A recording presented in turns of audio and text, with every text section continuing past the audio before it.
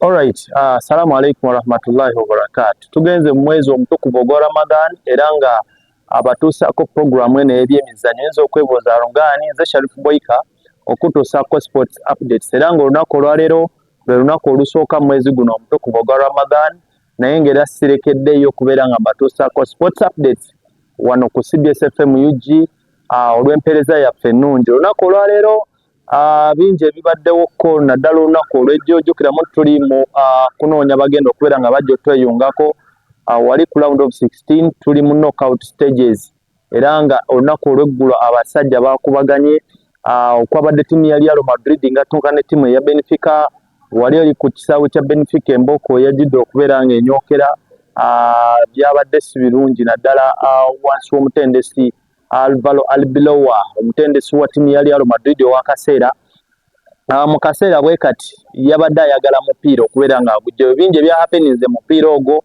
era twagenze okufundikira nga guyimiriddemu n'eddakiika nga 10 nga okusosoze buvuddeyo n'obubeera nga bwolesebwa oluvannyuma lwa Vinicius Junior okubeera nga yakubye ggoolo yabadde mpitirivu ennyo bwe yagenze okubeera nga akola serebule abawagizi n'abazannyi ne bakiraba bubi wali obadde omuvubuka amanyiddwa nga Palestine n'abeera nga abikka omumwa n'amugamba ekigambo ekyabadde ekibi ennyo yamuyise Mona kigambo kya Spain wabula wekivunula mu Luganda baamuyise enkima abaamuyise Monko. Omuvubuka oyo ndowoozamu kisi tumulabidde mu incidents nnyingi nga avolebwa bamuprovokinga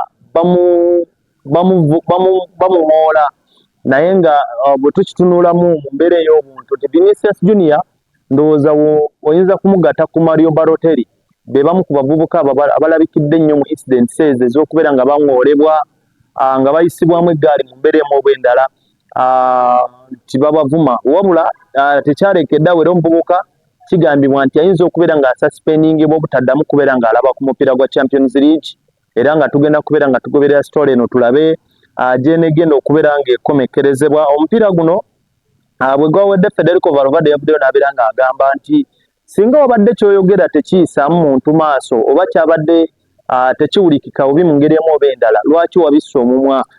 Federico Valverde bw'atyo bwe yagambye yabadde kapiteeni ku ttiimu ya Real Madrid n'agamba nti ebigambo ebyalabise ebyo tebyalabise bulungi naddala ku sayidi eyo ey'omupiira. Kale tugenda kubeera nga tulinda tulabe tufolowinga omuvubuka oyo naddala ku suspension gye bagenda okubeera nga bamuwa egenda kubeera ng'erabika etya byonna ngenda kubeera nga mbibatuusaako. Nno olunaku olwaleero njagadde mbeere nga mbawa ku mannya g'abamu ku bazannyi abayisiraamu abagenda okubeera nga balabikirako mu bisaawe wabula ng'etteeka lyamaze dde okubeera nga liyita nti akaseera we kanaatuukako okusibuluka omupiira ogenda kubeera nga guyimirira eddakiika 15 n'ezigwamu basooke babeere nga basiibulukuka era bajja kubeera nga bagenda mu break abavubuka abo abasiraamu benjagala okubeera nga mbakuwaako abamu bali ku ttiimu zammwe nno nnene abamu bamanyi n'obamanya naye temmanyi oba basiraamu oba si basiraamu. Nkuleetedde lisiti y'abayisiraamu abapuleeya abo era nga njagala okubeera nga ntandikira ku Amin Adel ali ku ttiimu ya Bournemouth mumanyi bulungi nnyo omuvubuka oyo akubira ttiimu ya Morocco bamuyita Amin Adel. Then waliwo amanyiddwa nga Unali ali still ku ttiimu ya Bournemouth. Waliwo amanyiddwa nga Dango Autara ali ku ttiimu eyo eya Brentford. Yunus Konaki Mutake ali ku ttiimu ya Brentford. Waliwo omuvubuka amanyiddwa nga Tariq Lamptey ali ku ttiimu eya Brighton and Hove Albion. Federico Dioguli ali ku ttiimu ya Brighton and Hove Albion wabula naye akubira ttiimu national team eya Turkey. Omuvubuka oyo naye muisiraamu era tujja kubeera nga tumulabako nga bamu kubagenda mu break. Then waliwo Yunus Ayali ali ku ttiimu ya Brighton still wabula ezimu ku ttiimu ezisingako ndowooza abavubuka abayisiraamu kwe kuli ttiimu eya Sunderland. Ttiimu ya Sunderland naye abavubuka bakunukkiriza mu 7-6 abasiraamu nabo ngenda kubeera nga mbakuyitiramuko ate tubeere nga tweyongerayo. Waliwo amanyiddwa nga Yakubu Minta mumumanyi ku ttiimu ya Brighton ate nga Hannibal Majibli naye ali ku ttiimu eyo eya Burnley. Then Azak Adoni ali ku ttiimu ya Burnley naye still naye omuvubuka oyo naye muisiraamu be bamu ku bavubuka abagenda okulabikirako naddala mu break wali mu kaseera k'okubeera nga basibulukuka benjagala okubeera nga kuyitiramuko mpolampola.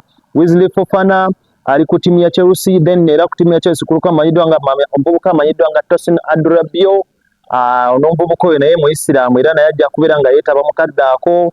waliwo amanyiddwa amaboko Noil Ahmed ali ku timu ya Crystal Palace, ate nga Chedred naye ali ku timu ya Crystal Palace. Ismaila Sarr omuvubuka oyo mu Senegal ali ku timu eyo eya Crystal Palace. Then Cheick Doucouré naye ali ku timu ya Crystal Palace. N'omuvubuka amanyiddwa nga Adam Arzunu naye ali ku timu eyo eya Everton, wabula omuvubuka oyo akubira timu ya national team eya Morocco, wakubira omupiira omuvubuka oyo naye mu Isiramu. Bavubuka abo abamu ku batono benjagala okubeera nga nkuyitiramu mpola mpola. Waliwo omuvubuka amanyiddwa nga Elman Ndiaye ali ku timu ya Everton naye still. Then n'omuvubuka amanyiddwa nga Idrissa Gana Gueye naye mu Isiramu ali ku timu ya Everton. Tariq George ali ku timu ya Everton Kuloni, jukira nti yava ku timu ya Chelsea okubeera nga abeegattako. Bibamu ku bavubuka okuliko omuvubuka amanyiddwa nga Issa Diop ali ku timu ya Fulham naye mu Isiramu. Adama Traore naye Musiramu. Hugo Ekitike ku timu ya Liverpool naye Musiramu. Muhammad Salah oyo mumanyi bulungi nnyo Swahaba omukyera agukubira ddala. Then Kellan Morrison ali ku timu ya Liverpool naye, ate nga Alexander Kushanova ku timu ya Manchester City. Then n'omuvubuka amanyiddwa nga Ryan Ayat-Anwali ali ku timu ya Manchester City. N'omuvubuka amanyiddwa nga Ryan Cheki naye omuvubuka oyo mu Isiramu nnyo, era ajja kubeera nga yeetaba wali mu kadda ak'okubeera nga tusibuluka. Omar Mamosh muvubuka akubira timu ya national team, akubira national team ya Egypt, naye musajja musiraamu nnyo, ate nga Altay Baindel ku timu ya Man United. Then ne Nassaloui Mazraoui ali naye still ku timu ya Man United. Njagala kubeera nga kutegeeza ku bavubuka abo bagenda okubeera nga balabikira mu kaseera k'okusibuluka wali eri mu kaseera kano ke tulimu ak'ekisiibo. Amad Diallo naye muvubuka oyo mu Isiramu ali ku timu ya Man United, era nga national team ye akubira Ivory Coast. Brian Mbwemo Buwembo ali ku timu eyo eya Man United, akubira national team eyo eya Cameroon. Walabikirawo mu kaseera k'okubeera nga tusibuluka, naye mujja kubeera nga mulaba bulungi nnyo. Njagala kubeera nga nsembeyo ne bano mbeere nga mberekereza.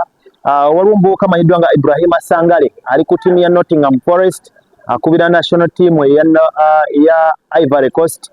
Then Reynold Mondava ali ku timu ya Sunderland, tubatandisa abavubuka ba timu ya Sunderland, akubira timu ya Mozambique.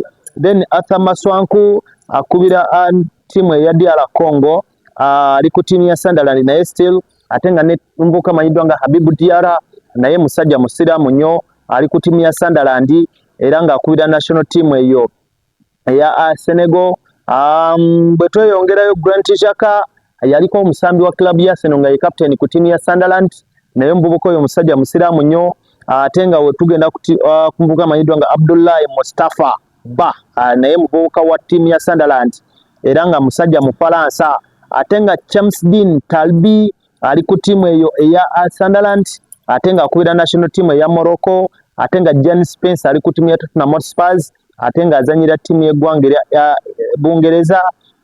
Naye musajja mu Isiramu nnyo, bebamu ku Bangereza abatono bemmanyiyo.